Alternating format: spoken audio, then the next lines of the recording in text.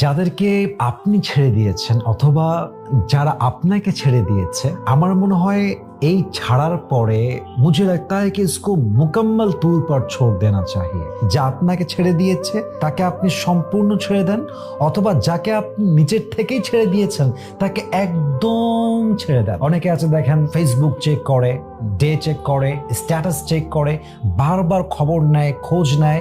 এতে করে আপনার কষ্টের পেইনটা আরো বাড়ে। যাকে আপনি ছেড়ে দিয়েছেন তাকে নিয়ে মাইন্ডে আর কোনো চিন্তার প্রয়োজন নেই। এটা হচ্ছে ডাস্টবিনের মতো।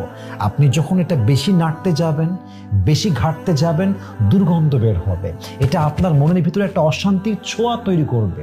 सो जिसने आपको छोड़ दिया या फिर जिसको आपने छोड़ दिया, इसको मुकम्मल तौर पर अपनी जिंदगी से निकाल दो। जो हो गया बस हो गया। जिसे मैंने छोड़ दिया वो मर जाए, जिंदा रहे, जहां भी जाए, मुझे इसकी कोई परवाह नहीं है। যাকে আমি ছেড়ে দিয়েছি অথবা যে আমাকে ছেড়ে দিয়েছে, কোনো দরকার নেই আমার লাইফে টাইম ওয়েস্ট করার। আমার জীবন অনেক বড় স্বপ্ন আছে, আমাকে সেগুলো নিয়ে কাজ করতে হবে। অতএব আমার কথা একটাই ভাই, জীবন যদি সুন্দর করতে চান বেশি বাড়াবাড়ি করতে যাবেন না। ডাস্টবিনে বেশি নাড়াচাড়া করলে দুর্গন্ধ অনেক বেশি বের হয়। অতএব নিজের জীবনটাকে স্থির রাখেন, চুপ থাকেন, নীরব থাকেন, ধৈর্য নিয়ে থাকেন।